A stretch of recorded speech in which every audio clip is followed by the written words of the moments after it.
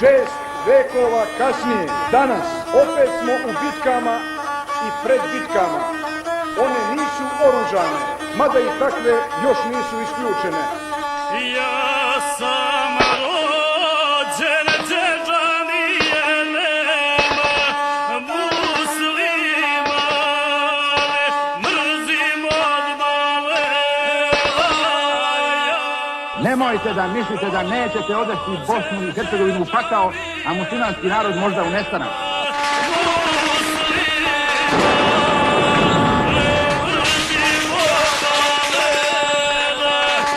Došao je trenutak da se posle bune protiv Dahija Turcima osvetimo na ovom prostoru.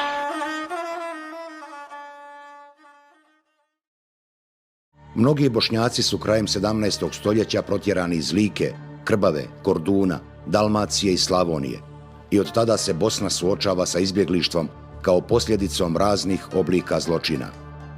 Prema raspoloživim izvorima, tada je u Bosnu došlo 130.000 izbjeglica.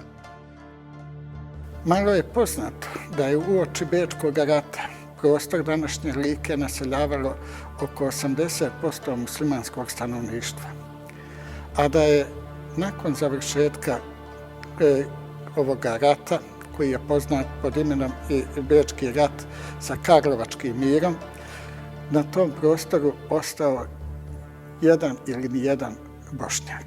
Većina stanovništva tom prilikom naselila se na prostore današnje Bosanske krajine. To je prvi veliki genocid, može se slobodno kazati, nad bošnjačkim narodom. Mnogi će danas kazati da je Petar II. Petrović Njegoš otac i inspirator genocida, fizičkog uništenja i duhovnog zatiranja Bošnjaka kao muslimana. Od prvog objavljivanja Gorskog vijenca u Beču početkom 1847. godine, taj je epsko-dramski spjev postao kultnom knjigom genocidnog progona Bošnjaka samo zato što su muslimani. Gorski vijenac, na primjer, da je u bilo kojoj zemlji svijeta, a pogotovo evropskoj zemlji, umjesto muslimana imao za cilj neki drugi narod, to bi bila zabranjena literatura.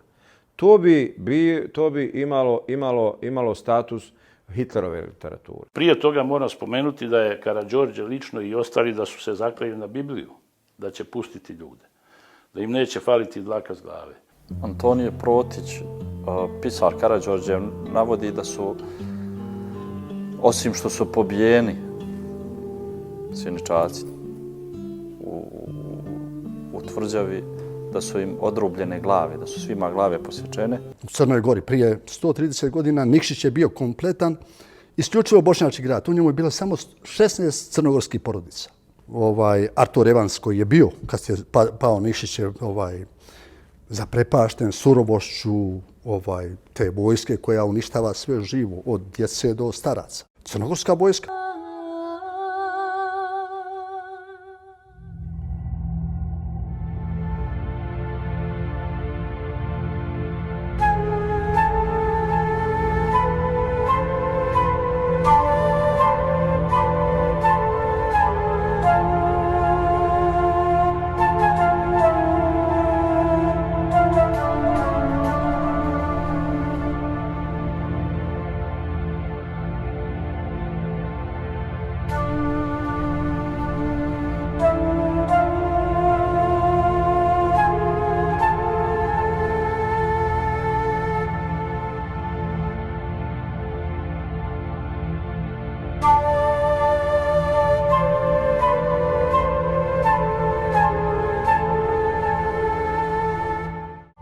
Organizovali su to tako da je čitav narod Delalom obaviješten i bio primoran da dođe i da posmatra šta se dešava. I oni su bili boščevici toga događaja. Oni su njih postrojili i zahtijevali su od njih da poljube karadačku zastavu. Živio kralj i druge krilatice, oni su to odbili. I oni su rekli, ako nećete da se pokrećete, završit ćete kao i oni su njih strijeljali. Među tim je bio i moj djed i njegov brat. Kako se zvali? Hajro Nurov. Hajro Nura Omeragić. i ovaj Yunus Nura Merekće, 2 brata. U knjizi Besudna zemlja, objavljenoj 1958. godine, Milovan Đilas prenosi priču koju je čuo od svog oca Nikole, inače učesnika u genocidu u Šahovićima. Nakon što su taoci u Šahovićima bili poklani, izašao jedan seljak iz našeg sela Sekula, od jednog mrtvaca do drugog i prerezao im žile na nogama. Tako se radi na selu sa volovima nakon što se sjekirom obore da se ne bi mogli ponovo dići, ukoliko su još živi. Djeca su bila trgana iz naručja majki i sestara i pred njihovim očima zaklata. Jedna grupa napala je jednu usamljenu kuću. Seljak je upravo gulio jagnje.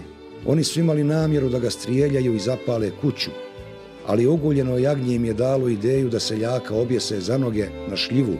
Jedan mesar mu je ogulio lobanju sjekirom, pazeći da ne povrijedi tijelo. Onda je žrtvi razrezao grudi. Srce je još tuklo. Mesar je golom rukom istrgao srce i bacio ga psetu. Kasnije se pričalo da ga pseto nije taklo, jer čak ni pseto neće tursko meso, piše Milovan Đilas. Major Pavle Đurišić, vršeći genocid u Pjevajskom, Čajničkom i Fočanskom srezu, 13. februara 1943. godine piše svojoj nadređenoj komandi. Sva muslimanska sela u 3 pomenuta sreza su potpuno spaljena, tako da ni jedan njihov dom nije ostao čitav. Sva imovina je uništena, sem stoke, žita i sena. Za vreme operacije se pristupilo potpunom uništenju muslimanskog življa, bez obzira na pol i godine starosti. Žrtve kod muslimana oko 1200 boraca i do 8000 ostalih žrtava, žena, staraca i dece.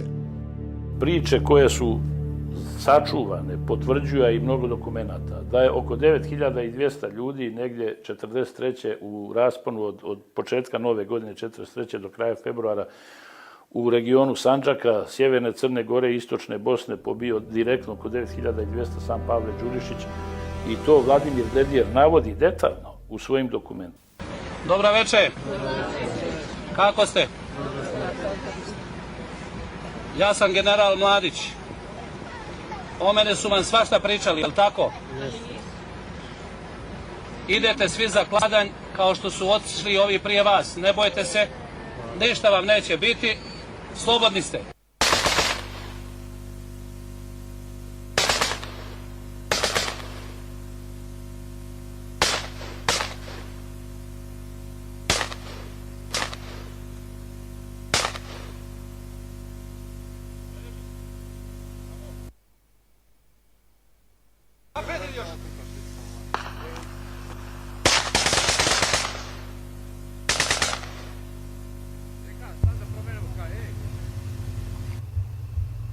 Gde ćeš nazad?